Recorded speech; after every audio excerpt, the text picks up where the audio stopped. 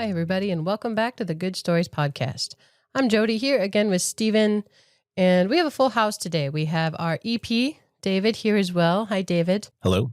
And actually one more voice today, a new voice to us. So today, instead of us talking through a story with a beginning and an ending, we get to talk to someone who tells stories for a living. Not so much in books or writing, but a lot more visual and in a lot of ways more tangible. But I'll let him tell us more about that in a minute. I'd like to welcome Mr. Gary Hopf of Tigatu Media. Hi, Gary. Thanks for coming to talk with us today. Hey, guys. How's it going? Thanks for having me. We're glad you're here. Did I say it right for a question? You did, which was amazing, because even our parents at times still say it incorrectly. It's Tigatu. Yeah. I got to be honest, I practiced. Yeah. Our dad, it's at times in the woods, it's Tigatu, it's Tigatu, it's all sorts of different things. But yeah, it's Tigatu Clothing Company. Okay, well, I'd like to know more about the name, but first, tell us what you do. A few different things. Tigatu Clothing Company is a company that my brother and I started back in 2006. It was an idea that coming out of college that we had. So we've been running that for 20 years this summer. It's a small business. It's something that's always been a small business. We have our brand side of things, Tigatu. But one of the things that's really kicked off this last year is doing a lot more custom stuff. So that's been fun. But the offshoot from Tigatu is, as you mentioned, Tigatu Media. So a few years back, picked up some cameras and started down a path that I never thought I would head down, and have been doing it ever since. I didn't realize it started with the clothing. So just the brand itself has been around for 20 years? 20 years. And, there's parts of me that's like 20-year anniversary. People are celebrating these huge milestones. But we've always maintained a small company for a reason. Just kind of the way that we like to do things is more handshakes, personal face-to-face stuff. So we don't do a lot of advertising. We're not throwing ourselves out there a lot, which is why I enjoy doing podcasts, because that's really the only place that I talk about what we do. Again, we're kind of behind the cameras. We like to stay behind the scenes. So things like this are great. It allows me an opportunity to talk a little bit about us. So thank you. Yeah, so I know you from the fact that you've made us some awesome branded merchandise. So we have great T-shirts and sweatshirts. That was Steven's Christmas present this year. I'm wearing one right now, and I wear this all the time. I love it. Yeah, they're super nice. And they have our logo on them. And yeah, we've sent a few out to listeners, but mostly I just really enjoy them for us. And it's a really tangible thing that we hold around our podcast because, this is a hobby for us, but they're awesome. Yeah. It's really fun. Very cool. I see you wearing your own gear. Yeah. I've been wearing my own gear for 20 years. It's my thing. I wouldn't wear it if I didn't enjoy it. We've been doing this so long that we've found really good suppliers. Reviews on our gear and our clothes has been really, really good. And so it's years of testing stuff out and finding the right brands, the things that we like. And I kind of use myself as the gauge. If it's something I like and I want to wear, it works. And so that's what we put out. But we're not a very loud brand. Our designs and everything else, we kind of keep a simplistic approach. And so that's just kind of the way we've always done things. So yeah, I'm always decked out in my stuff. If I'm not willing to wear it, how can I sell it to other people? No, I get it. Just in doing the podcast, you have to make so many decisions and you can't know what other people enjoy. So at least we'll like it. Yeah. Very cool. Very cool. So you mentioned working with your brother. Yeah. Did you guys plan that early on? Were you close growing up? No, actually we weren't. Lived kind of some different lives. I was a sports guy. And so I played baseball growing up. So I was constantly doing sports, and I was kind of a bit of the spoiled child, if you would. I didn't have to get a job or do any of that stuff. My first job was when I was in college, and it's because I was always playing sports. All summer you're playing fall ball, you're doing all this stuff, so I kind of just did all that. We had a similar rule in our family. If you were playing sports, you were off the hook in terms of a job. Yeah. So I got lucky, just kept in the sports stuff, where my brother, he went off and became a firefighter. I come from a family of firefighters, wildland firefighters. And so my brother spent years fighting fire as a hot shot and doing that thing. I guess it was in 2000, he moved out of Arizona up north with our mom in Everett, just outside Seattle. And I was going to school at Eastern Oregon. And when I got out of school in 2001, headed up to Everett and got to the house and told my brother, I was like, hey, we're getting out of here. We're going to get our own place. So we immediately got an apartment, and we've been living together ever since, working together. His day job is working as a photo editor at a studio in Spokane Valley. So outside of that, everything else we do is together. We're constantly together. It's a cool relationship. It's fun. I noticed the area code on your phone because Dave and I used to live Seattle area. Like I knew you must have been local at some point. Yeah. We moved here in 2019. It was a part of a plan that my brother had starting in 2018, where it was time to pivot in life, and you spend 20 years building a career and thinking about the years that you have moving towards retirement and whether or not this is really going to be what fills your cup. And one day it was like, this is not the direction that I see myself going till retirement. And thankfully for my brother and I, we don't have a lot of the responsibilities that a lot of other people have. We're not married. We don't have kids. And so we have the flexibility to kind of do and take some risks for ourselves. And that's what we did in 2018. We sold our place in Monroe, sold our condo, and we're getting out of state, and we were coming over here. So we got to a point where just the Washington area just became a tough place to live. It's super expensive. And being somebody that, I had a good career, I was making good money, but it always felt like you just weren't really getting ahead. That the expenses over there was just really tough. So Idaho is a place that we looked at for many years. I took one trip through back in 2018 to come over to Silver Mountain because we were sponsoring downhill riders.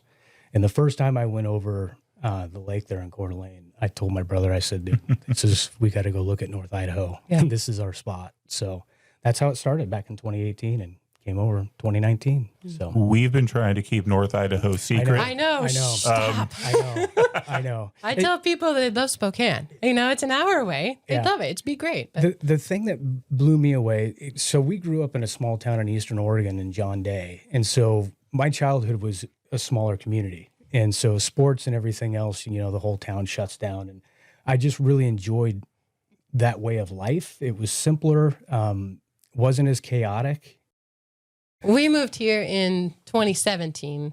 And the moment I knew, okay, I love it here, it was cold. It was so cold. Yeah. And we drove across that big bridge on I-90 that crosses Lake Coeur d'Alene. Yeah. And the lake was steaming like a cup of coffee. It was amazing. Yeah. All right, that's just great. So the way of life here, I knew was going to be something that we enjoyed, but it's the cost of living, the flat taxes. There's so many different elements that I didn't prepare for coming over. When we were leaving, we were hair on fire. Let's get out of here. We could not wait to get over to Idaho. But there's so many different elements that we've experienced. I mean, going to the grocery store and just having a conversation with the bag boy, those are things that we didn't do back in Seattle. And so that small town feel, being back where we live now, it gives us everything that we had growing up in Eastern Oregon. And, as I move through life, I will continue to chase that small town feel, small town vibe. I like being able to go to the grocery store and just having conversations with random people. And I've had so many of those since moving here that we never experienced living back in the Seattle area. It's just a different vibe, different way of life that we were chasing and didn't really know it. And when we landed back in it, it was like, yes, this is right. Small town. They're very similar. They grew up in a very small town. I grew up pretty near Everett. Did you? Yeah. In Everett. In Everett. We like him anyway. No, that small town feel you're talking about, though, that was when my family moved here. Well, Dave and Jody moved out here first, and we made fun of them because who moves to Idaho? That didn't make any sense to us. And then we came and visited, and we realized, that's why people moved to Idaho. And yeah, I remember that too. The kindness of conversations on the street, because where we were living before, that just did not happen. You kept your eyes forward. You did not make contact with people around you. Yeah. People were rude at best and often dangerous. Yeah. And so it was so nice to be able to have some of those conversations and that touch. And that's not to say everyone's like that. There's plenty of rude people here too. Yeah. But I felt that feeling as well. For me, it's especially nice because, not to go down a path, but the world that we're living in today, where there's so much division and fighting and everything that you see, it's those little conversations that I love. I tend not to pay attention to the things that riling the rest of the world up. I pay attention to the little things, right where I'm at, and that those little things are what I chase. So, yeah, we grew up outside of a very small town, so. a 20-minute drive from a very small town. I was literally born in a single wide mobile home in the woods. Really? Yeah. And lived in that till I went to college at 18. Yeah. So yeah, that small town feeling. Yeah. We didn't even go to school in the town where we grew up. We had to drive to another town Really? that had a school system Yeah. to go to school. And it was wonderful. It was fantastic. Yeah, I didn't know it then, but then you spend some time city living, you're like, this is not Yeah. the same at all. Yeah. Well, in growing up in a small town, in Eastern Oregon and John Day, there was 2,000 people. And I think there was only a couple hundred kids in the entire school, the high school.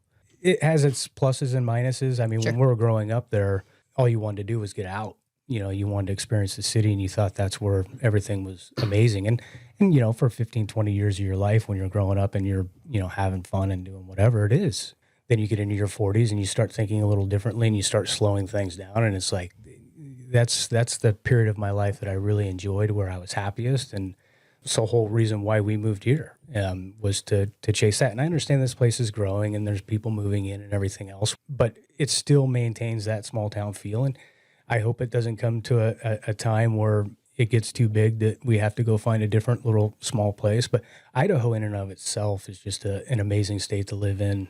Yeah, I know I'm not supposed to say that. But, What are you doing? yeah, but it's just the other places that I've lived in Arizona and in Seattle, it served its purpose in that time when I was at that age where it worked, but it got to a point where it didn't work anymore.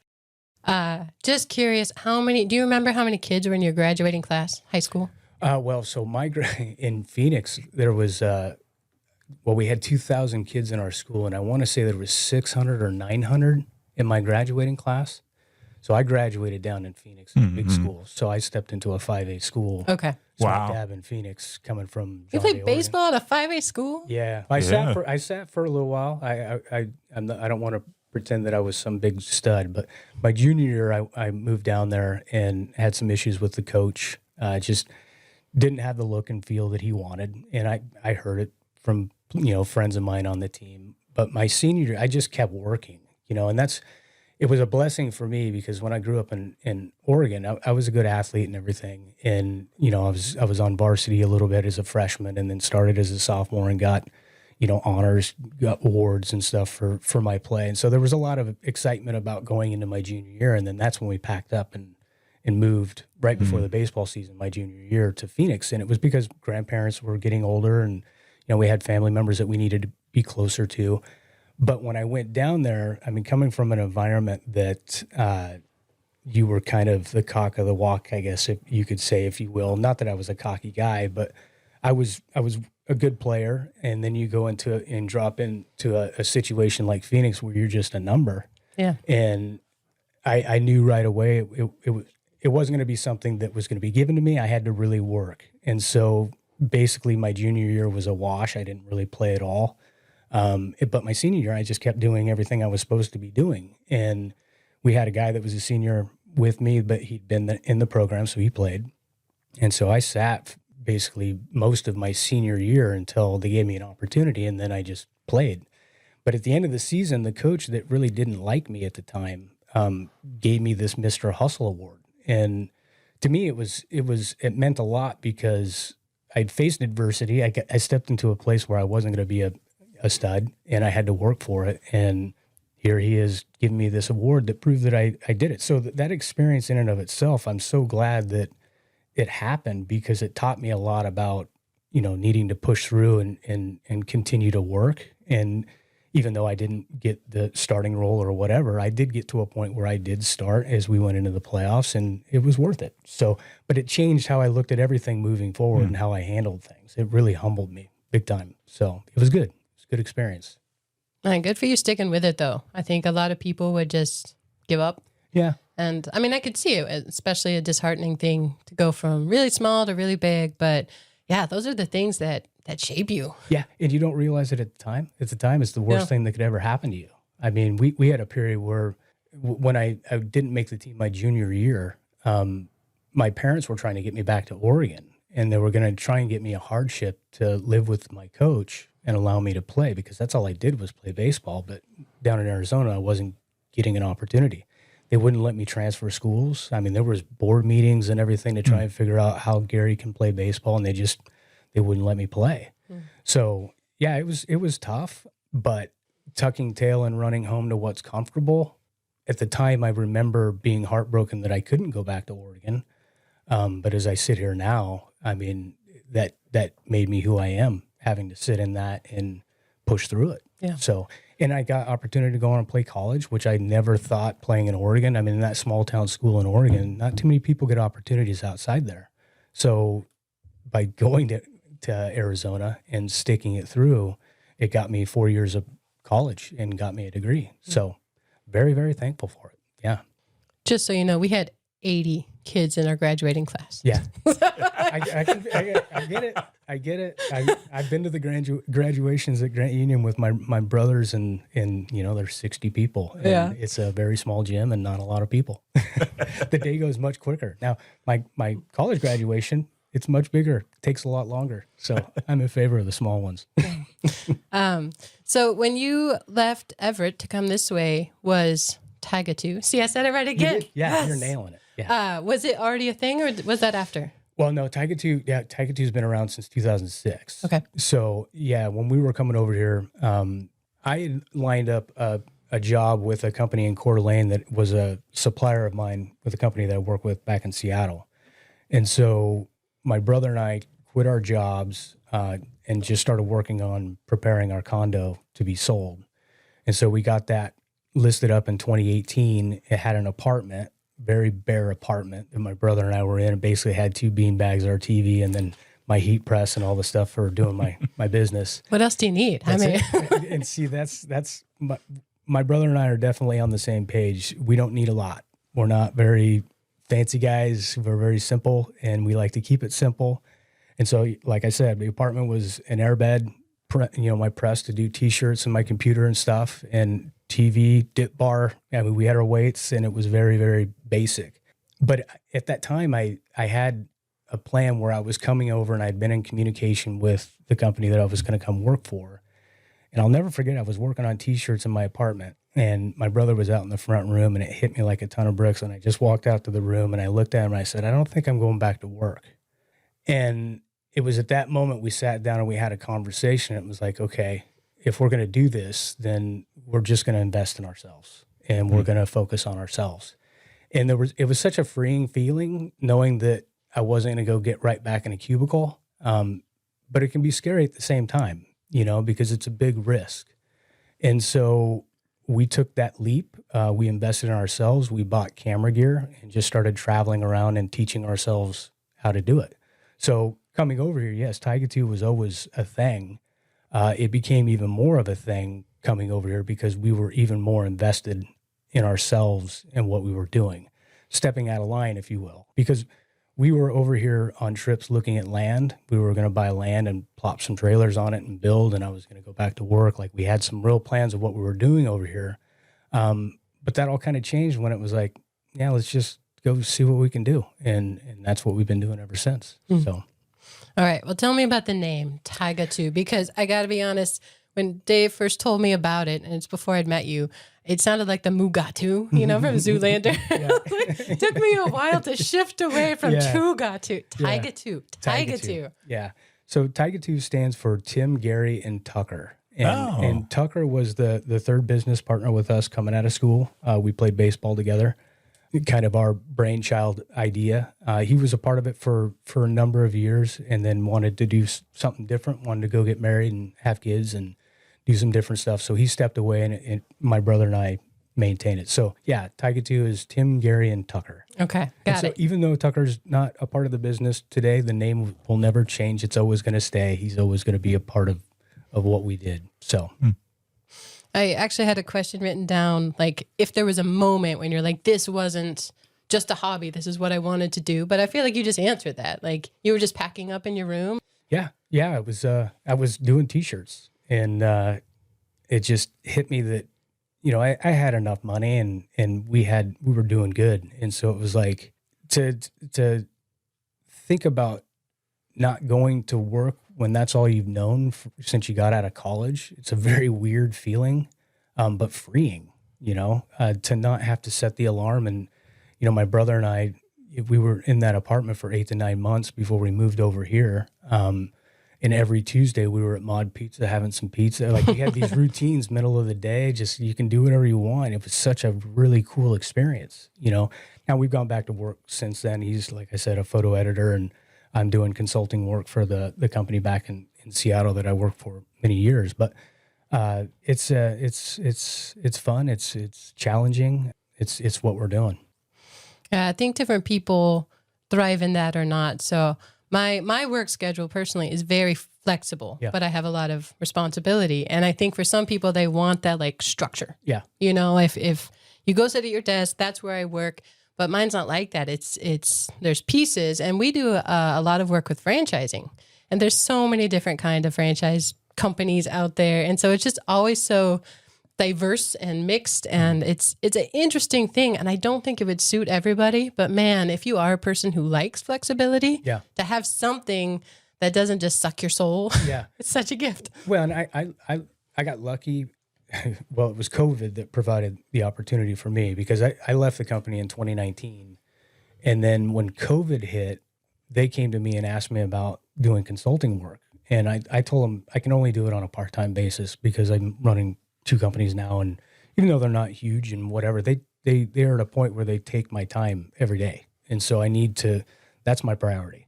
And so I was able to work with them a part-time schedule, really on my time, to be there when they need me. I mean, I'm working 2 to 3 hours a day, so my hours are very minimal. Now they change depending on the situation, but I'm really just there to be an expert, to help them in the purchasing, supply chain side of things. It's a company that, there's a lot of new people. So having me around is beneficial to them, but it couldn't be more advantageous for me because it's a few hours a day and I have the whole rest of my day to do all of my stuff. So yeah, I'm very lucky. It's weird to me at times to think about, working 8 to 10 hour days in a cubicle like I used to, because this new schedule I've been on for 5 years it's just, there's a lot of freedom there, and I really do appreciate it. So as long as I have it, it's a great thing. But I'll hammer everything I can on the Tigatu side while I have the time that I have. So it's cool. Well, I'm curious. You said that back then you bought some cameras. Yeah. So what kind of cameras were you buying? How did you get into the world of capturing images? Well, my brother got into it first. Him and his wife at the time bought some kit cameras and decided to start getting into it. My brother has always been the creative artist in our family, kind of that square peg in a round hole, working warehousing and logistics jobs that he doesn't fit in because he's a creator, he's an artist. And so he's the first one to pick up a camera years ago and started diving into it. The first camera that I actually bought for one of our downhill riders who was going to film school. And so, as we know, content is huge in social media, especially for athletes and building platforms for themselves. And so I went and bought some gear and passed it off to our guy Bailey, and he started creating some videos for us. And it never crossed my mind to do it, but he created a video of one of our heavyweights, Anthony Hamilton, years ago.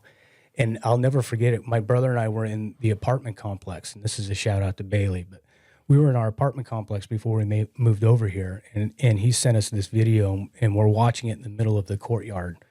And the feeling that we had when we saw this video, the way that it hit you, it was like, it changed me. And so I immediately went from somebody that wanted him doing it for me that now I want to do it. So I went and bought a second setup, all the same stuff, and then I started dabbling myself. Never in a million years did I think I was going to be doing photography or videography or anything like that. So I really stumbled into it myself, and it's been the last 6-7 years that I've been dabbling with it. One thing that I think we should make clear when we talk about your heavyweights or your downhill riders and things like that, just for the listeners that might not know, these are athletes. These are athletes that Tigatu Media helps support and promote. So Gotcha. Anthony Hamilton, I believe that's Anthony Freight Train Hamilton. Yeah. Yep. Yeah. Heavyweight MMA fighter. Yeah. Not using too many names, but that's one that you mentioned. Yep. And then downhill riders, I believe you're referring to downhill mountain bike riders. Correct. Yeah. Excellent. Yep. And so what I'm hoping is that people who are listening to this podcast will hop on YouTube and start seeing some of these videos because they're incredible. There's some really impressive stuff. And again, we love stories. Yeah. And I love that we have gotten to hear a bit of the story of your life. Yeah. But the stories that you're expressing in these videos are amazing. There's some really good stuff. And the stuff that I've seen, I was wondering because I did see some of that downhill stuff, but that did seem to be kind of older and earlier. Yeah. The actual stories I'm seeing crafting more is there is a lot around fighters. Yep. And then more recently, there's a lot about hunting. Yeah. But not just hunting, but hunters and the experiences that they go through on it. I just wonder if you could share some of your passion for that. What prompted that? Yeah. So the downhill thing, we've kind of fallen off that scene, the downhill mountain bike scene. We had a number of riders years ago. We had an actual team, and there was 6-7 riders.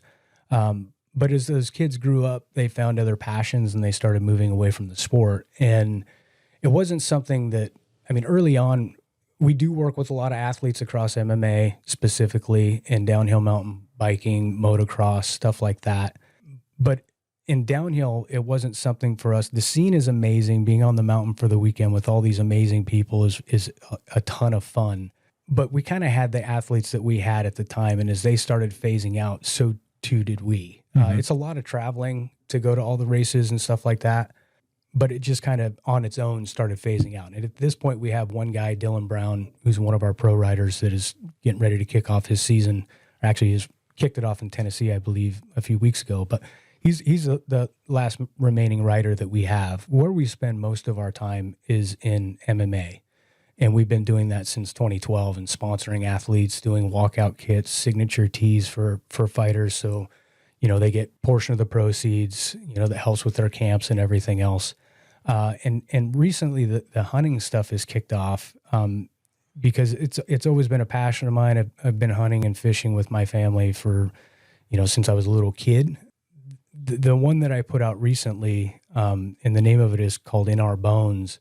It's specifically geared towards our family, and it was a tricky edit to do because I want to present my work as a standalone hunting, documentary type thing. I don't want it to be family heavy, but this particular hunt that we did in November down in Arizona with my dad and my uncle was special because it was the first time this group of hunters had been together. And in that group, we had are 2 of our cousins that my brother and I hadn't seen in 17 years.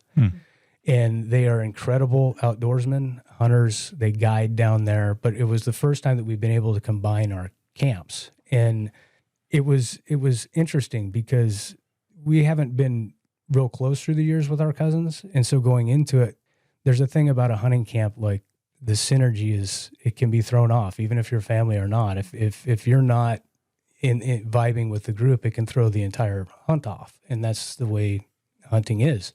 So just because we're family members doesn't mean we're just going to, smoothly slide on in there and we're going to have a great hunt.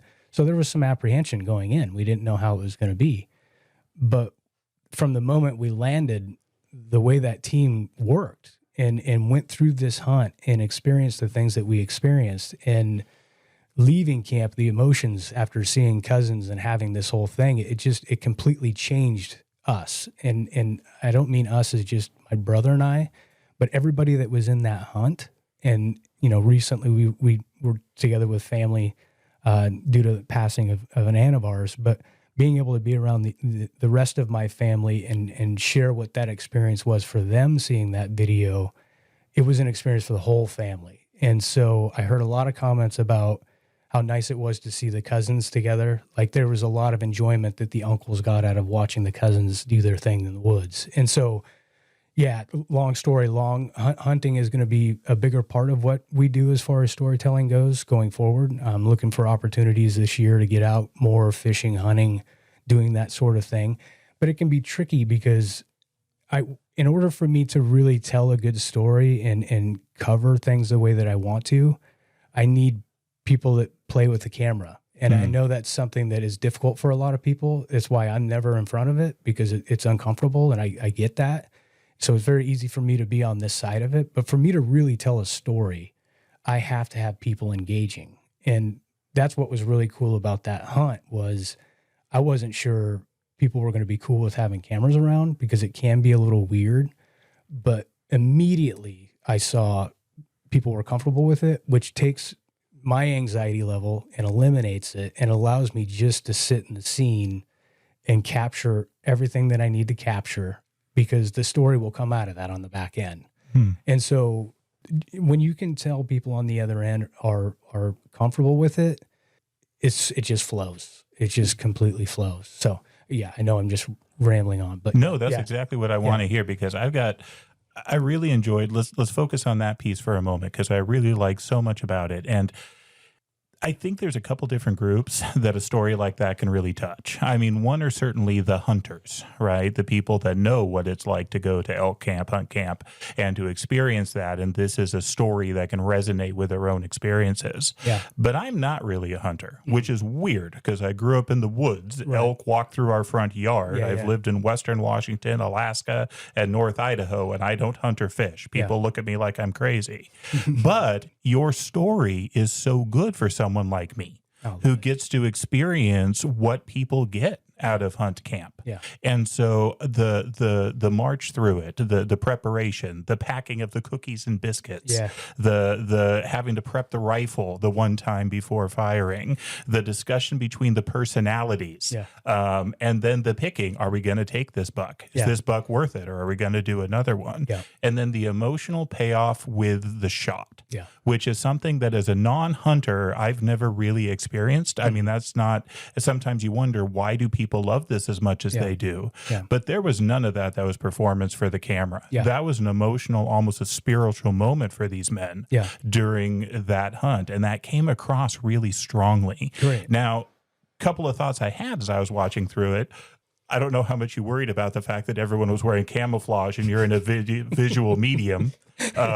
So either that means you're not going to see them or the camouflage isn't very good, but it actually worked out. But the other thing I wondered about this is I can only imagine how much tape you rolled on that in order to cut it down to what you did.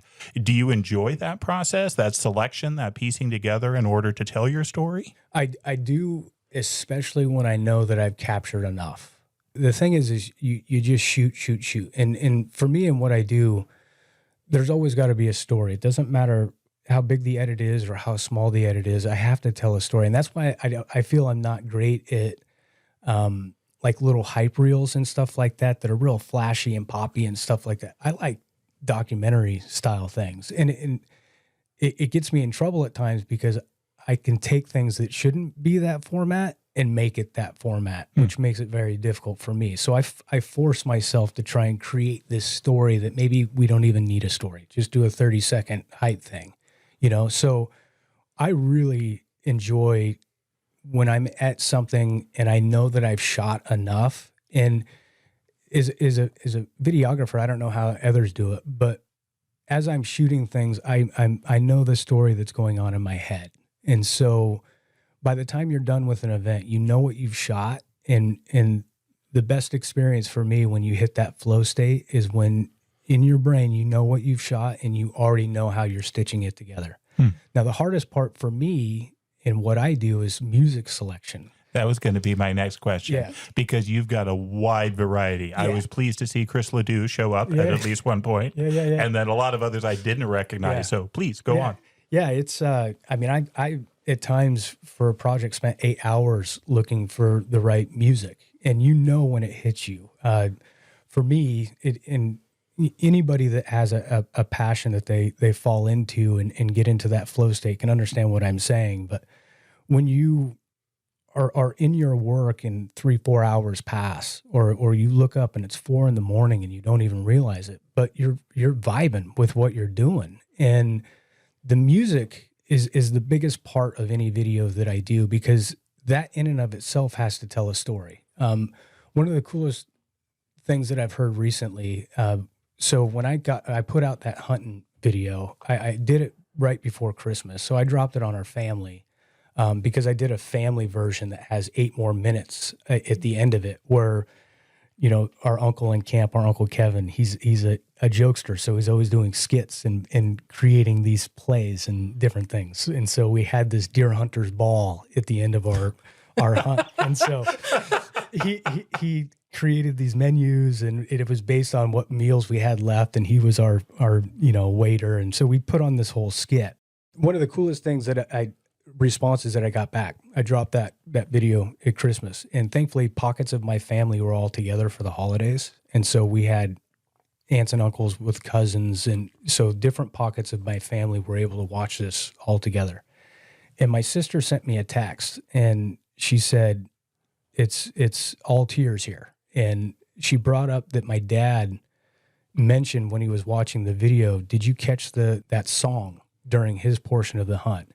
And it's I'm My Father's Son by Stephen Wilson Jr. I heard it. And so when I find songs, the song In Their Years by Sierra Farrell, my brother helps me with music. So when he's listening to stuff, and he knows how I shoot and edit, and so when he hears something that he thinks will fit, he just floats it my way. So he helps me stockpile.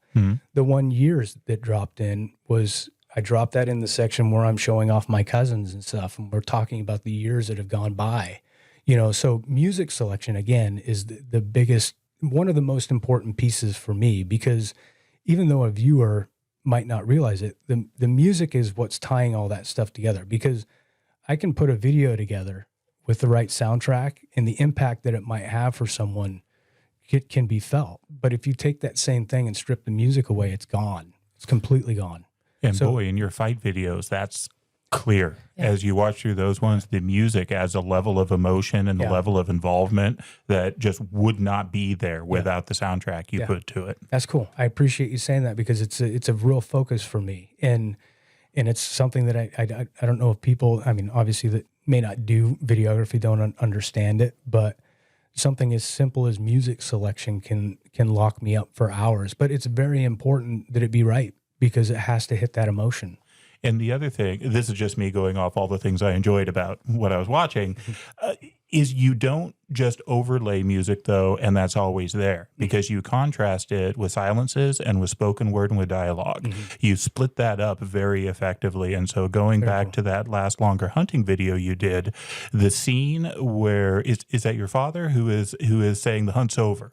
When he's on the phone with his wife and explaining, that's my and the emotion on both sides. Yes. Where the mother is responding with joy and obviously tears, even though you can't see her, and there's no soundtrack with that. Yeah. It's just the dialogue that carries that scene. And again, when you're talking about hobbies tend to be such personal things. And there's kind of this old stereotype, right, where the guy goes off hunting, and why isn't he at home, and why do they spend money and time on this? What's the big deal? Well, you were able to show, I think, some of here's why it's a big deal. But more than that, you were able to show the connection with the family there. Where she understood what a big deal this was. And I think that came through very strongly. And I don't think that would have come through as strongly if you had just overlaid music in the background on that. Yeah, I agree. And to go further in that family, that's what was such an amazing thing about this hunt, because, my dad's girlfriend on the phone, Marion, she's one of so many other people that never stepped foot in that camp that helped with that camp. I mean, we had members of our family putting meals together, going up and setting tents. So even though there was 7 of us in that camp, there was 15 to 20 other people that were helping, maybe not that many, but there was a large group of people that were never going to be a part of it, like physically in camp, but they were all there to support. And so again, this is a group down there, and my dad, my uncles, my cousins, they've been hunting together down in Arizona for many, many years together. It was the first time that I got to go down and see it. And again, for that whole experience to happen the way that it did, both filling their tags, good, clean shots, beautiful, take care of it quickly, and then a team of people in there to get it done and taken care of. It takes a team. I mean, a good hunt camp. And that's one of the things that, up here now, I mean, I've hunted in Idaho for 20 years. I did it mostly as a non-resident coming over, but we had a big group of people that we got together. There's people that came in from out of state. The applications and everything have gotten way more expensive, so it's more difficult for people to get in. But the size of my camp has gone way down. And when you're elk hunting in North Idaho, the terrain and stuff that you're hunting in, you need a team of people. I mean, it can get dangerous out there, and with weather and anything that can pop up, it's a dangerous thing. And I used to always think about, I've had friends in the past that have had wives get mad and think that they're going out hunting, they're just going to go drink beer and goof off. At least in our camp, there are camps like that. Yeah, I mean, that's what they do. But I know in our camp, it's a job. I mean, when you get out there, there's always stuff to be doing. You're not sitting around drinking beer, and you're sure as hell not doing that if you're going to be packing an animal the next day and you need your energy and everything else. Yeah. So everything that we do out there is for a reason, and it's job-like. I mean, the goal is to get meat and come home and do it safely. So I know every time that we hunt and we get off the mountain, it's one of the first things my dad says: everybody's home healthy. Yeah. And that's the biggest part. So. And that picture of the group, the support staff that helps to make it happen, that seems to be an ongoing theme in your work. Because even in those early downhill videos, you would see support staff, you would see some of the preparation going on for the race. And then certainly in the fighter videos, I mean, that was what really stood out to me about I can't remember the name of it, but I think it was the preparation video for Worlds when you were interviewing the chiropractors, the masseuse, the flexion people, all the people that supported it. And then maybe it's a good time to mention Trevor Prangley. Trevor Prangley is a beast. So I've seen videos of him from UFC days, and he's a guy who trains. He runs the local school, and he's really the leader of the group that you were documenting. And when he, of course, goes out and dominates on the mat and then finishes, the first thing he says all over is that it's not just me, it's the team, it's the camp, it's the group. And so I think that picture, that story you shared with the hunt, you also share consistently with your fighter videos. I'm happy to hear that. Yeah. Because that's a point. That's what I need to do. And speaking on Trevor Prangley, when we moved over here, that gym, AKA, gave us the opportunity to step in with our cameras during COVID. Like when COVID started, they gave us an opportunity to pop in. And at that point, we were still learning our gear and everything else. We just needed to test. And that was our testing platform. And for years, built relationships, started signing some fighters, got the Robinette brothers that are part of Tigatu as far as sponsorship goes. Dighton's part of sponsorship. So there's several people in that gym that we do work with. But being a part of that group and that trip that you're speaking about, the Pans trip that we went to Florida, Trevor Prangley is somebody that my brother and I grew up watching years and years ago. The South African Hammer, yes? Yeah, amazing. His UFC days, and I mean, we were fans. We were getting into the sport around that time that he was fighting. And, I've mentioned it before, there's a great deal of respect when you go into that gym because of who he is. Like, what he's accomplished and what he's done is big. And one of the things that I really enjoyed about the trip to Florida that we took was I saw a guy that has been there, done that, and he went to Pans and did that. Like, he is that guy. But the camaraderie in that house with all of the athletes and Trevor, he was one of the boys. I never saw him big dogging anyone. The way he carries himself at these events, he's more sheepish than anything else. Like, he seems like he doesn't care for the spotlight. And that's one of the things that I really appreciate about him, because being in those environments, like when we were in Florida in the house with the guys, that's my juice. Like, being in the house with the video camera, documenting like the day-to-day stuff, whether you're playing foosball, whatever it is, that is what I love to do. And to be in that house with Trevor, being who Trevor is, and watching him just be one of the boys, it was a very, very cool experience. And it's still like, that's Trevor Prangley. That he's been there, done that. So it's a big deal. He's one of the real ones. He is. Yes. David, if you, honestly, being there at Pans and watching this guy, he hadn't competed in, I think he said 12 years, and he just went out there and wiped. Yeah, he owned it. It was not even close. Incredible. Not even close. And the video that, there's one section where I focused on him and the music selection. I can still hear it, and I've thought about this a lot lately. Just his section of him walking around and the music, and it's just so ominous. Like this guy, he's just a spooky dude, but very nice guy. Obviously, I've gotten to know him really well through the years. There's some business opportunities that we talk about for garments and stuff like that. So doing video and photography in there, and hopefully someday we can get some T-shirts in there and help them out with that stuff as well. It's a big family, and AK has been absolutely incredible for us through the years. So, yeah.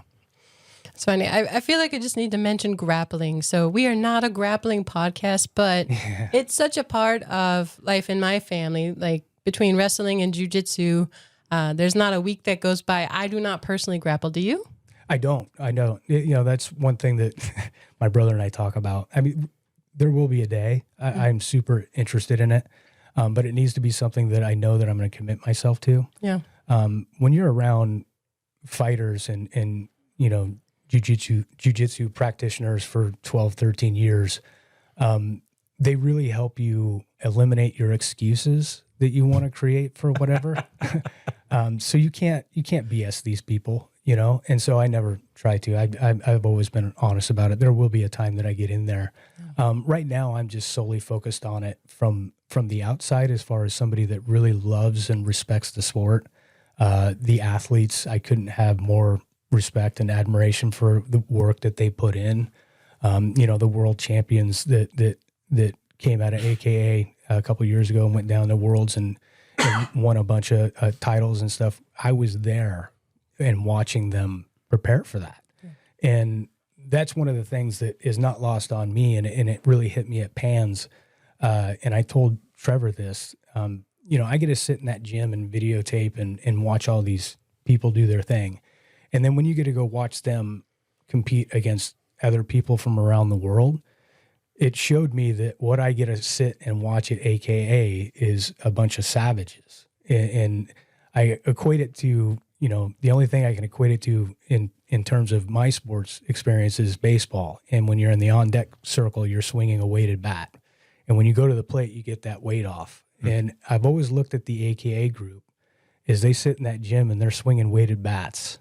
And this is what they do. They're killers. I mean, Dave is one of them. These guys and the way that they push each other, they're absolute monsters. And when you get to see them do it in an event somewhere else, you realize that how lucky you are being able to sit and watch these people compete on a day-to-day basis. And it's iron sharpens iron.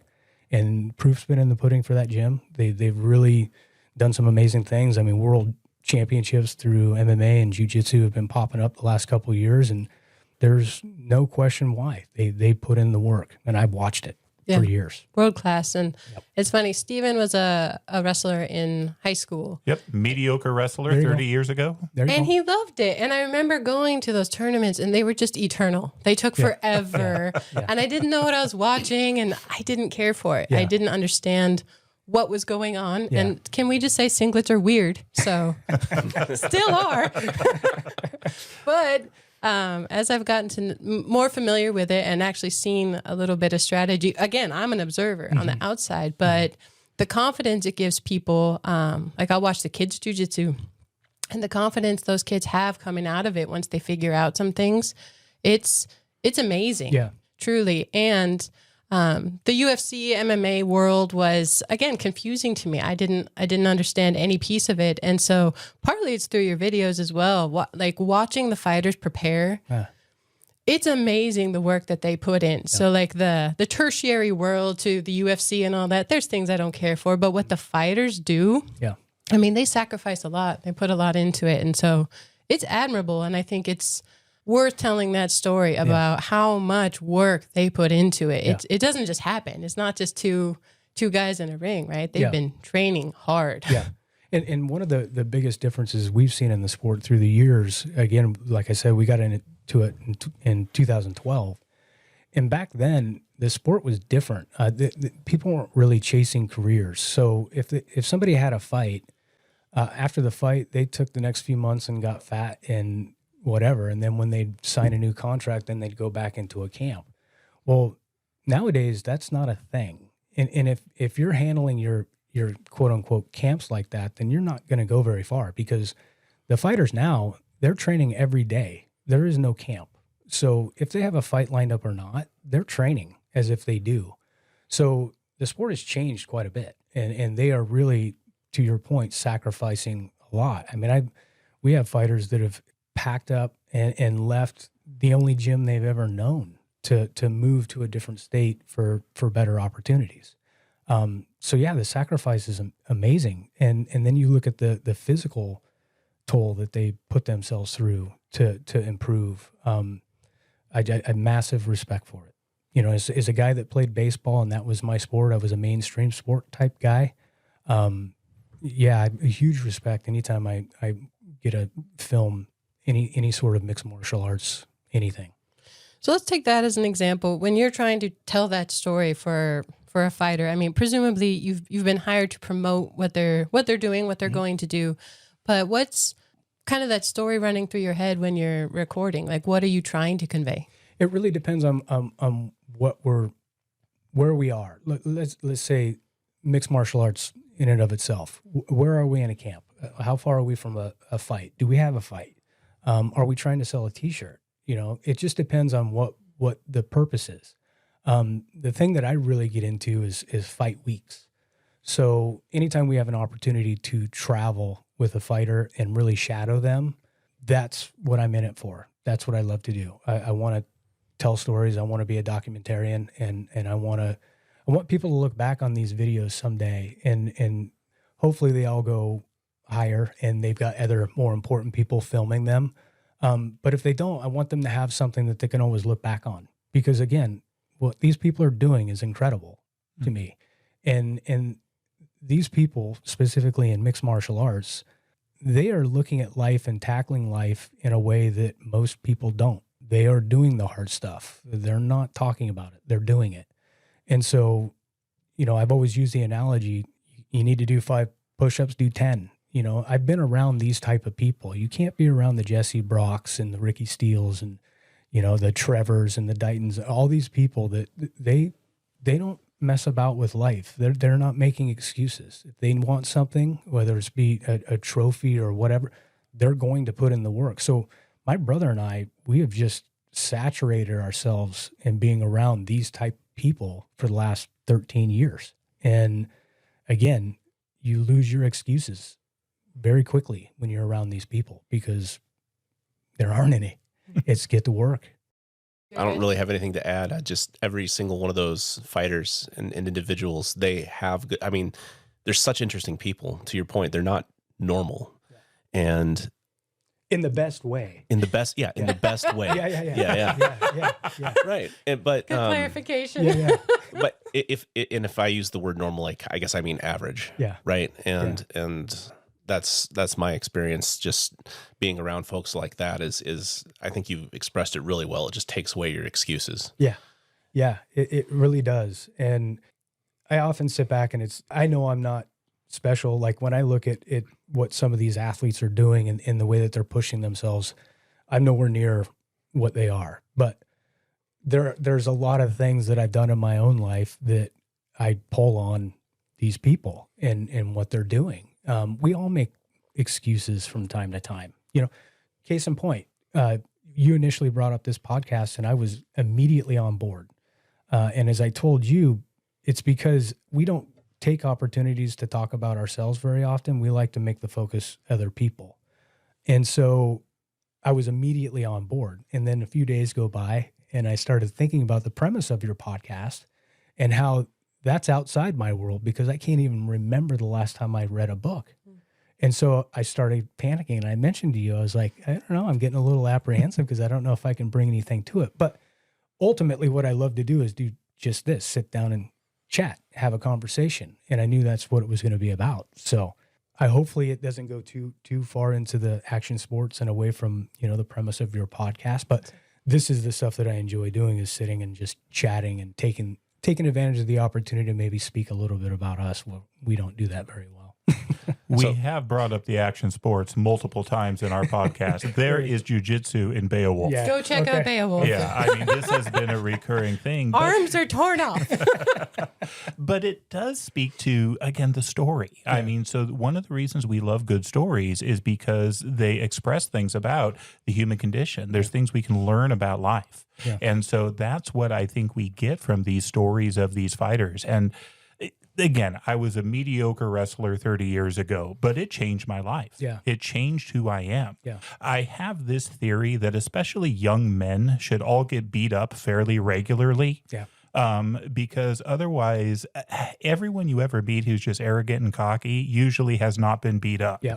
And it's something that really surprises people when they get to know fighters, especially the real fighters. Not the guys who say, yeah, I'm a fighter, but the guys who are really doing it. It is often shocking how humble they are. Yeah. Because they have been smashed into the mat over and over and over again. Yeah. But they keep getting back up. Yeah. And so these are themes of many of the stories we read and many of the books we like to read.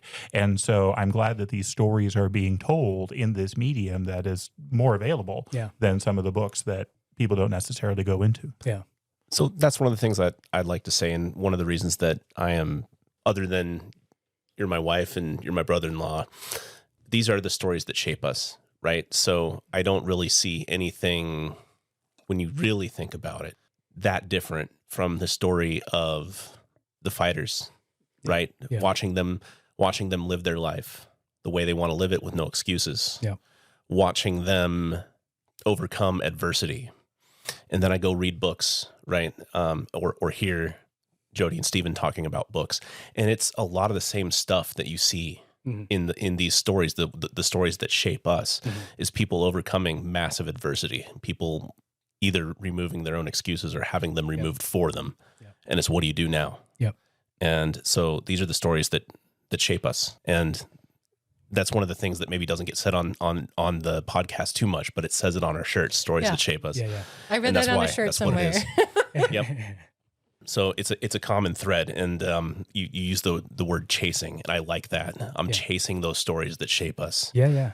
Well, and to go back a little bit to my apprehension about, whether or not I was going to be a good guest for this podcast, when I really sat and thought about it, I started thinking back to my childhood, because I did love books as a kid. I mean, the book fair couldn't come fast enough. Oh, I love the book fair. It was huge. It was huge. And I was specifically into like scary stuff, Halloween stuff, and that's what I always looked for. Were you a Goosebumps guy? No, I wasn't. I don't remember all the books. That was actually brought up the other day, and no, Goosebumps wasn't one that I read. But I was into reading very briefly as a kid, and that morphed into writing stories. And so I went on to writing my own little stories, and that actually went into like high school, ideas of doing a book and stuff like that. So I've always been drawn to the storytelling thing.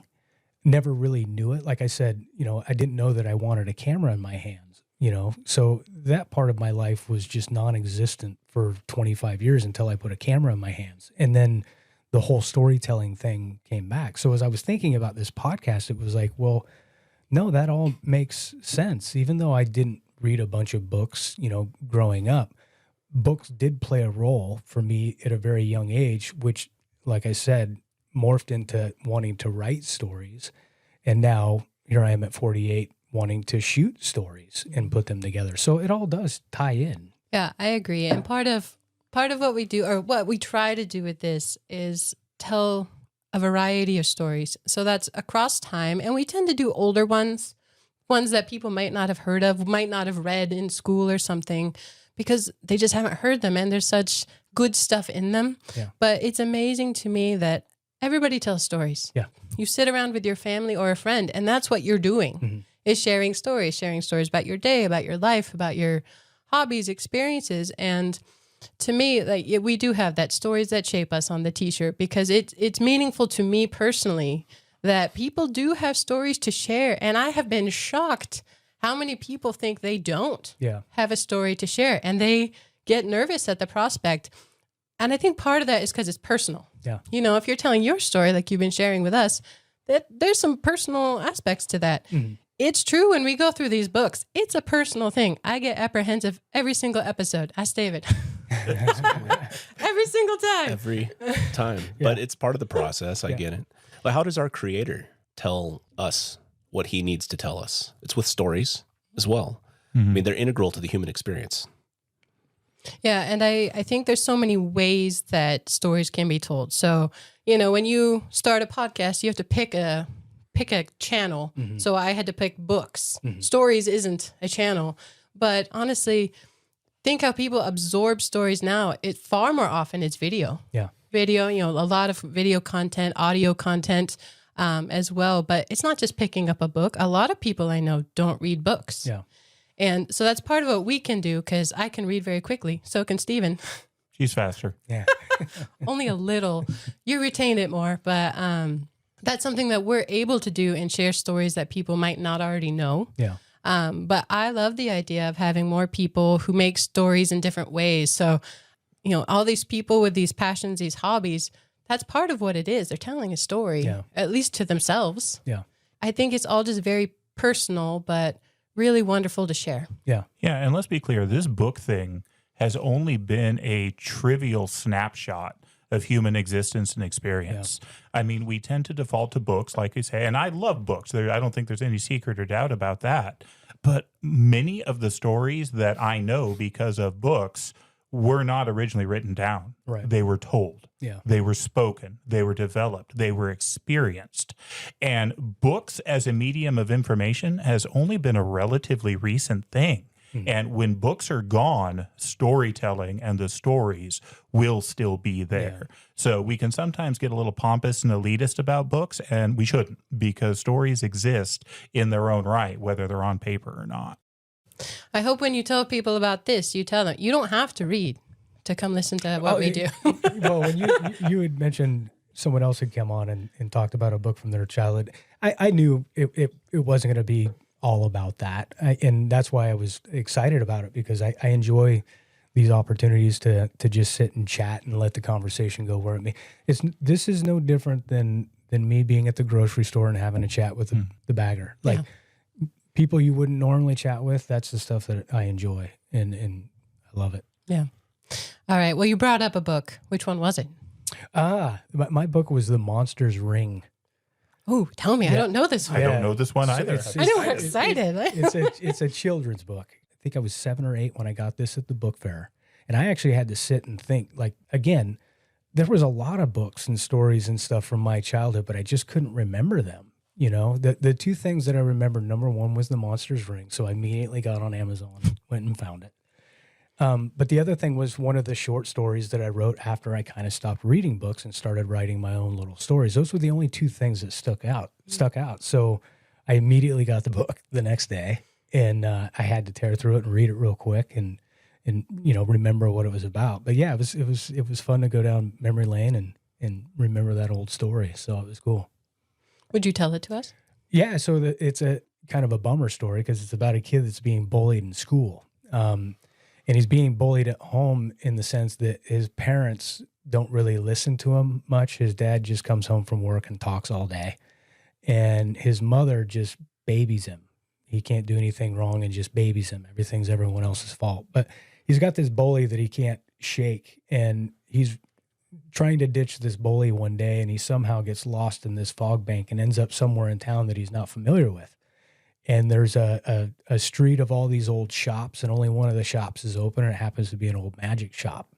And so he steps into this magic shop, which he's totally about. He loves all this stuff, and it's just kind of a creepy place. But an old man comes out, and he's kind of a salty guy, and which is part of the story that I thought was interesting is as I was reading it, I didn't get it as a kid, but as an adult, the lessons that are being taught in the book. And this old magic shop owner is just a bristly guy that you know kind of says how it is. So he ends up giving this kid a ring and sells it to him for $1, and it's the Monster's Ring. And so there's a little piece of paper with the rules that come with it of what you do, and you turn it certain times, and you can turn into a monster. And depending on how many times you turn it, depends on how bad of a monster.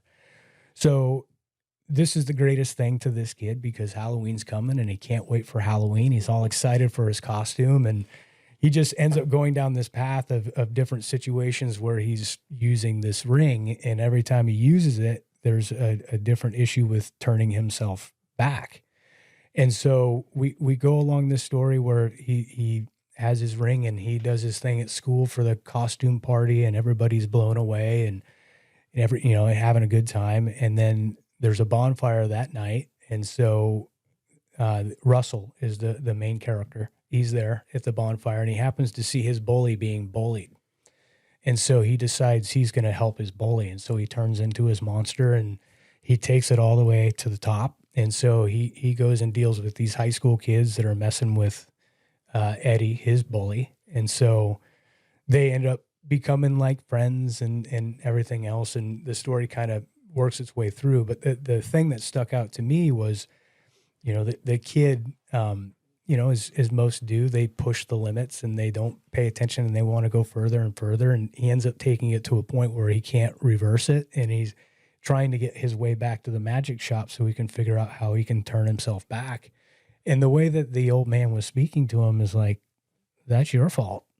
You should have followed the instructions. You didn't follow and the way that he was talking to the kid, initially I was like, man, that's kind of rough. But at the same time, it's like a learning lesson, and so he was teaching this kid, like, your actions have consequences. And so that's basically what the story was about, was, dealing with bullies and trying to get his family to pay attention to him. And it was just a kid really searching for something that allowed him to stand out a little bit. So yeah, the monster's ring. Does he stay a monster? No. So this is where got a little weird at the end. Sometimes they do. Yeah. So we just did a Chesterton. He's always weird. So go for it. he the problem that he was having is because of his talons and everything, he couldn't turn the ring back because he was getting too morphed. And so he went to the magic shop as this monster or whatever. And the guy was telling him, like, hey, basically don't know what to tell you, maybe stay here the night and see if it'll wear off, because he did it on a full moon, which he wasn't supposed to do it on a full moon. Mm. So he told him, you're going to have to deal with it. I guess you can stay here. So the kid wakes up in the morning and he's naked because all of his clothes burned off when he turned into his monster. And so the kid has to run home naked and he's trying to get in his house. He has a key and there's a lady across the street looking at him. And the only thing going through my head is, how many cops need to be called? You're out there getting your paper and there's a boy running down the street naked to get into his house. So that was the only weird part, but obviously it was all fine. Man, I think if I read that as a kid, that would be memorable. Yeah. Well, what struck me at first was like, okay, well, why did I get into this book so much as a kid? Because there wasn't bullying or anything like that, Mm-hmm. But for me, it was all flat out Halloween. Mm. Big Halloween guy, loved dressing up. And to this day, like my mom and my sister, when it comes to Halloween and decorating, like my sister should go to Hollywood and do like makeup. Like she's really, really good. But it's kind of been a thing in our family since we were little kids. We've always been into Halloween. So for me, books, it was Halloween. And that book, it wasn't necessarily about the bully. It was about Halloween. He was going to be a monster, and it was cool to me. But there are so many cool points in that story. I've never heard of this one. Yeah. And I might have to go find that because that's fantastic. You've got this magic shop that's in the fog. I mean, you've got fairyland right there. Yep. I mean, it is the other stepping into the reality. And then you have essentially these references back to something called the Ring of Gyges. Yeah. I mean, so you've got all these magical rings throughout stories and history. And inevitably, these rings get used to do something evil, something bad, to push the limits, like you say. Yeah. But then in this story, you have the kid defending his bully from the bully. Yeah. That is a wonderful turn and a wonderful switch and so much to think about. But then you have the going too far and can't remove it. Yeah. You've got the counselor from Fairyland basically speaking truth. Yep. But then you even have a mercy shift at the end where he can come back, but with a cost. Yeah. I mean, this is so the undragoning of Eustace. I was thinking that too. I mean, so this ties into one of the things Jody and I love is the web of story, how one story feeds into another story and how portions of each come together. And that story you just told is rich. There is a lot in that story that ties into the web of stories. We should do it next Halloween. That'd be a good one. Yeah. Again, it's a children's book. It's like 105 pages, but it's really cool. And the story that it tells, it hits you a little different as an adult, and looking at it from a different lens, I guess, if you will. But yeah, it was cool. And I was glad I did it. I did realize, some of the things that took me away from reading is my ability to download as I'm moving through. So there's a lot of time I have to go back. But more importantly, I can't read unless there's dead silence. Mm-hmm. Even if there's a dryer on in the background, my brain starts going whatever. So I'm married to somebody like that. Yeah. So for me, with this book, once I got to a point where it was like, okay, shut everything down just so I can focus on this. It was like, yeah, that's the only way I can really read is with dead quiet everywhere. I say it can be learned. Dave's come a long way in just this past year because if there's stories that you like, books that you like, I shouldn't say stories, that's too broad, books that you like, I think you can kind of get used to it. Like I have learned to filter out all the other things, but yeah, I know that can be a difficulty. You listen to books now, don't you, Stephen?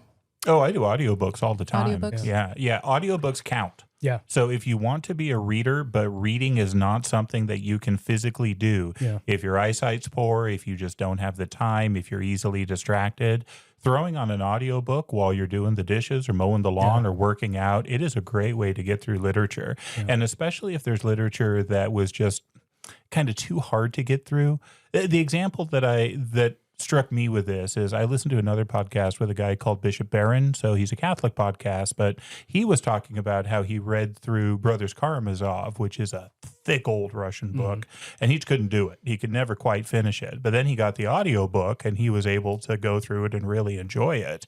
And that to me kind of unlocks something. Yeah. So yes, audiobooks count. If you are listening to audiobooks, you're a reader. You can count it. See, audiobooks are tricky for me because I'm particular about the reader, their voice, because not everybody has a reading voice that I enjoy, but there's really good ones out there. Yeah. Don't let that dissuade you.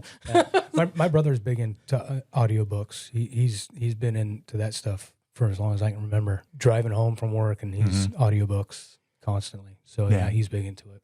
The commute's a great time to get in quite a lot of literature. Yeah. And then kind of a tip, too, if people are looking for times to read their Bible, if they're having a hard time getting into Bible reading, that's what I do on my commute to work. And it's amazing how many times you can get through it in a year, depending how long your commute is. So, it's a good trick. Commitment, being committed. Yeah. So, were you wanting to share your short story you wrote, or is that too personal? I don't remember. Quite honestly, I don't remember. All I remember about it is it had all the Disney characters. So it was Mickey and Goofy and all them. But it was a Halloween story. Yeah. It was all based around Halloween, and I remember they had some obstacle they had to overcome, and we didn't know if they were going to do it, but they did in the end. That type of thing. But I don't remember the details of it, but I do remember vividly how proud I was of it. It was a cool story. So, but that's when I think it really set in me in my younger years, where I just have this desire to tell stories in some way. So it's fun. And I've tried writing a book so many times. I only ever get about 2 pages in, but I'm working on that. Yeah. So you mentioned the videography. Yeah. I mean, a lot of it is. Can I call them extreme sports? Is it what? Downhill and MMA? Like action sports, extreme action sports. Yeah. So is that by choice and that's the area you want to be, or are there different areas you're hoping to move into, or where are you at? My brother and I have really always been into the extreme or action sports. As guys that he played basketball, I played baseball, football, all that stuff. The typical sports. We gravitated towards the sports that were kind of atypical, I guess. It could be, we really dove into those. Are there other areas or categories of filming you'd like to do? Yeah, it's sports related. I'm not somebody that I can do product shots for people or they got a business that they need a 30-second reel or whatever. Where I've kind of changed and grown in that area is the way that I used to shoot was I'll just capture a bunch of stuff and I'll figure it out on the back end. And it applied all the pressure to me to be able to do that. And that came off of, a lot of experiences of working with someone and they don't have an idea, just do your thing. And that's great. Like I appreciate the confidence that people have in me, but when you have enough of experiences where people say that and then you come up with something and they immediately go, no, I'm not thinking that, I'm thinking this. So if in the beginning you say you don't have any idea what you want, if you see something right away you don't like it, then you have an idea of what you want. So what I always try to do in everything that I shoot now, which is why I don't shoot as much as I used to, because for me, there has to be a storyline. There has to be a purpose by what we're doing. I spent too many years shooting stuff and filling hard drives and going, I'll figure it out on the back end. And when you don't have that plan and you're not coming up with something on the back end, you just start mounting all this work that you're trying to get through. And so going forward, we'll continue down the path that we're going, but everything that I shoot video wise is going to be structured. So if there's a get together we want to do going into a fight or whatever, I want to meet and talk about what we expect to see. And because that's going to help me know what I need to shoot. So one of the things I always tell athletes is, if you have an opportunity where you're doing something outside of the gym, let me know and I will go, because I have thousands of hours of gym training footage. Like it's pouring out my ears. I need other elements of stuff. And an example is Mark Stevens, who's a multiple-time world champion out of Trevor Prangley's AKA in jiu-jitsu. He hit me up one day and wanted to go get a haircut. It's like, dude, let me grab my camera. Let's go get a haircut. and so we went to the shop. Casey Sheward cut him up. We didn't talk. I was in the background and I'm just shooting him getting his haircut. But that little thing right there is you're providing me an opportunity to step into your world, something outside of just being on the mats. I can do that any day of the week. What I enjoy is everything that goes on outside the mat, because what you're doing on the mat is shaping who you are off the mat. And so, again, I spent a ton of time on the mat.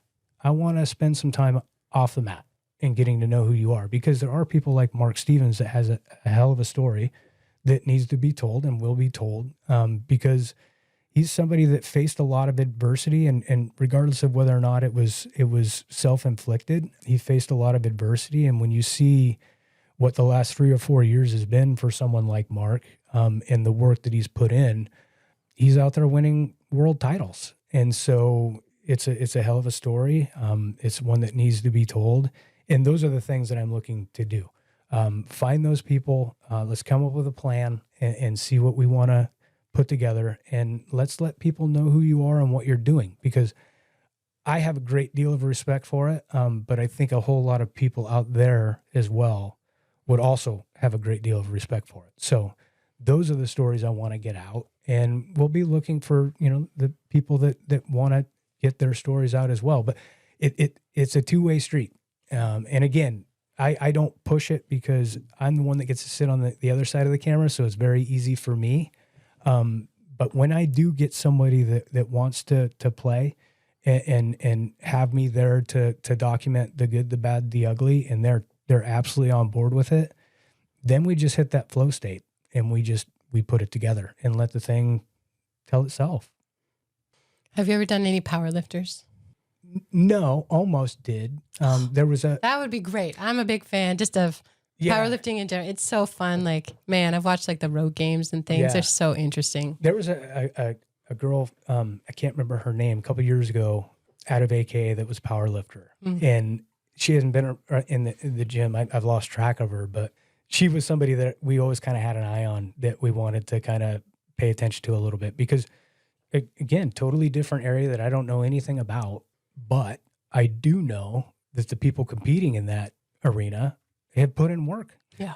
They're abnormal than than most. They are doing something hard and difficult to get where they are. You know, before I was going to work for 8 hours and I go home and sit on the couch.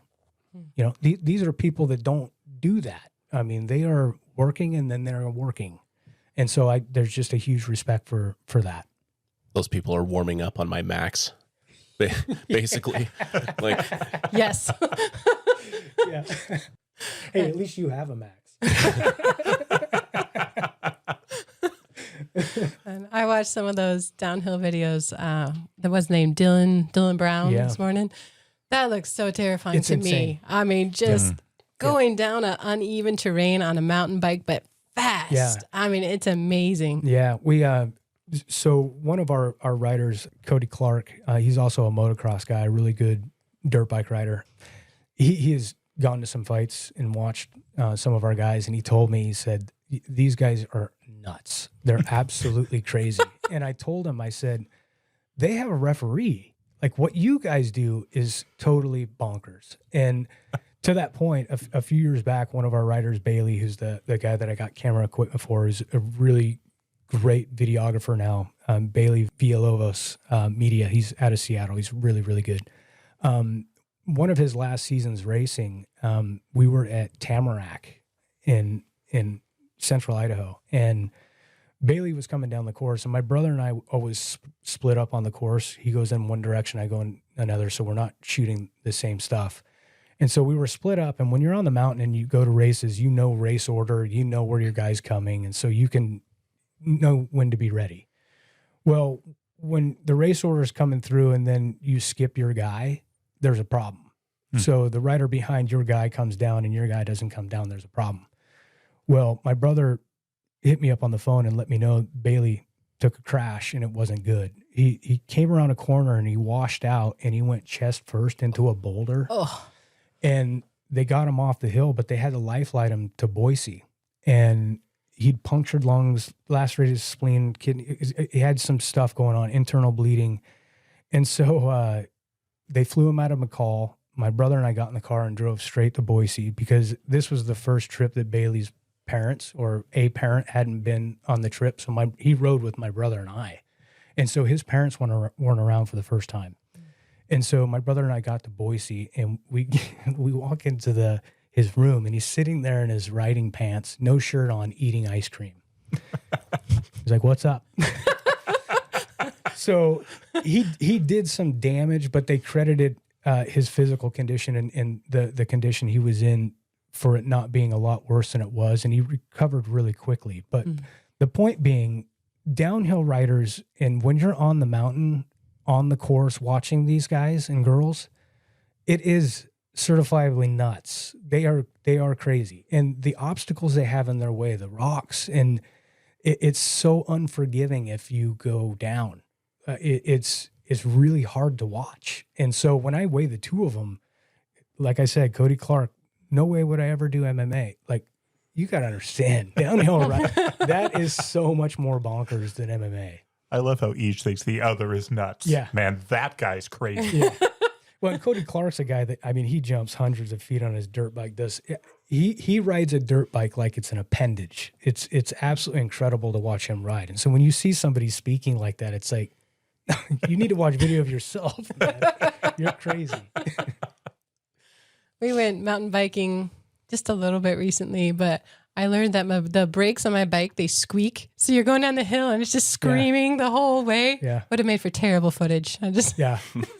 I learned I can't sit on a bike anymore. It kills my butt. When I was done playing baseball, I had one more semester at school. So it kind of sucked because we had a baseball house. So there was 5 of us that lived together. And only 2 of us were done playing ball. The other 3 were still playing. But the other one that was done was the trainer for the team. So every day they were at the baseball field and I was just home eating Wendy's Junior Bacon Cheeseburgers, drinking Keystone Light. So one day I decided I'm going to grab the mountain bike, go up and watch them practice. I got halfway there. My ass hurt so bad. I hadn't been on a bike in so long, sitting on those seats. I had to get a ride home. So that was the last time I was on a bike. Need one of those like super cush seats. Yeah, give me a couch. Yeah. That'd be harder to take down the mountain, I think. It would. I go at a much slower pace than they do. I would watch that video, though, of a couch being pedaled down a mountain. So yeah, with that Dylan Brown video I just watched. So again, Stephen and I haven't really made anything before this podcast. And so the number of decisions we have to make doing it has been shocking to me. Yeah.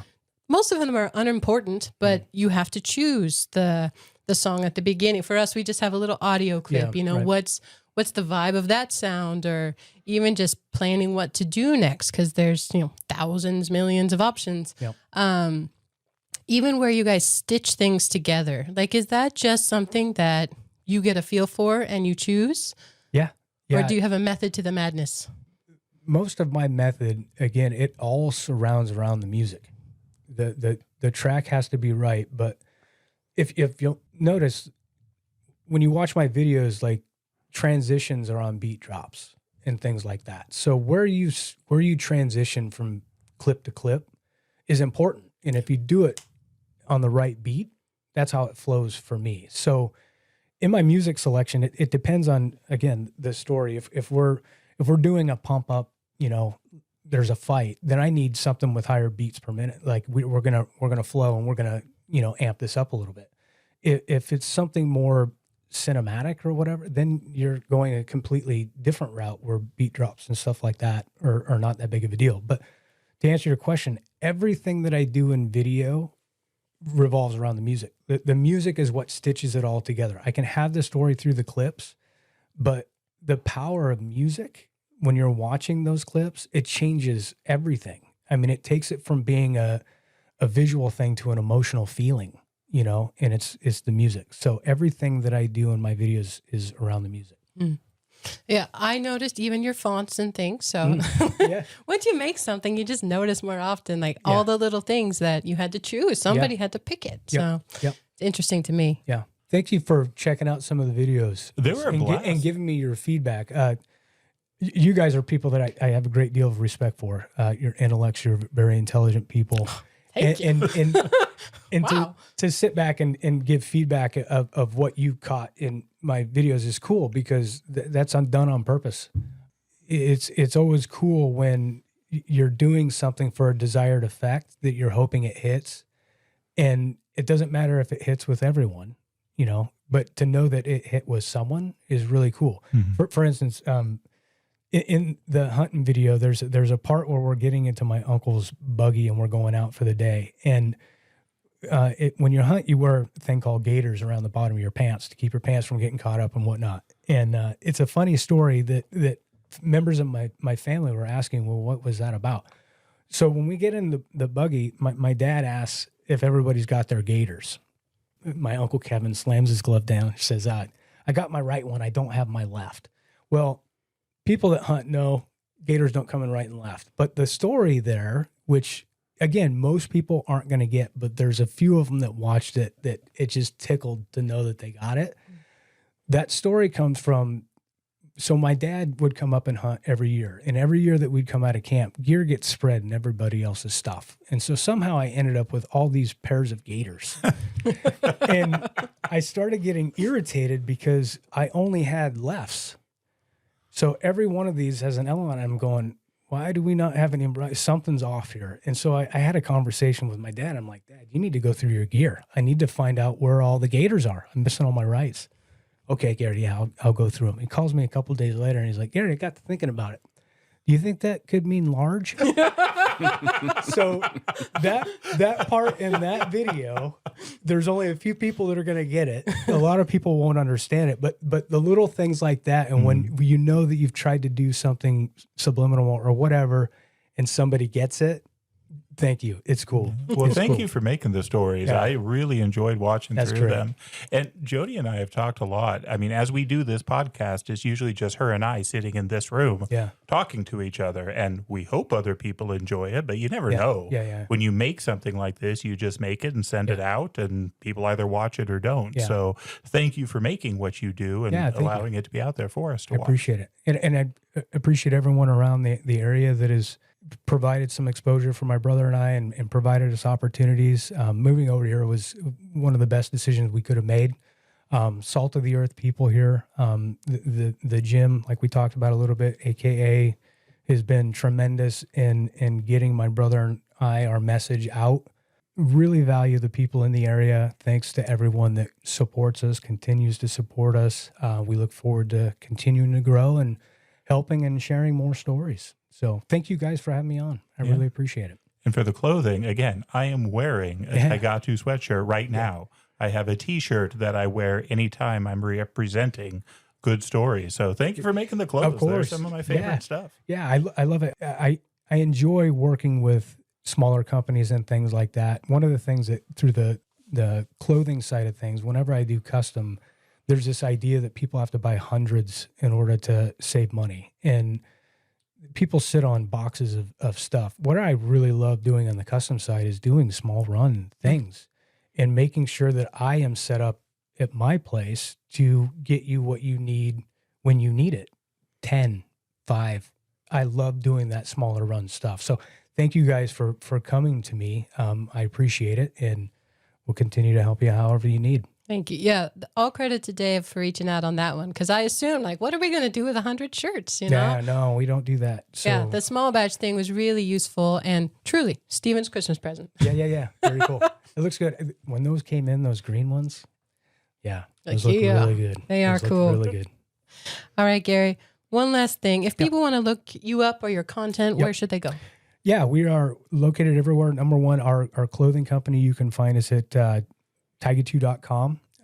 We've got all our brand gear on there. We also on the site have signature tees for our fighters, which they get 50% of the proceeds for every shirt sold.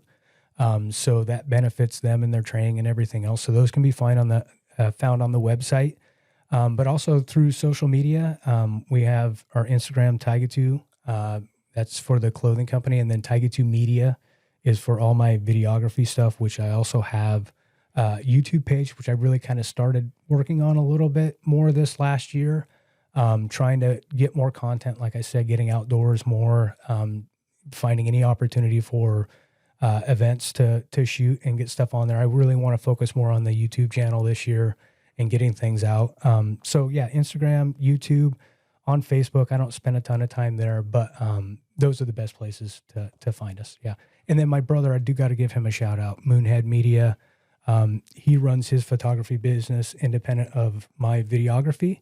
We both co-own the clothing company together, so that's ours together, but Moonhead Media is his thing, and he's a top flight photographer doing amazing things. So if you need anything, look him up.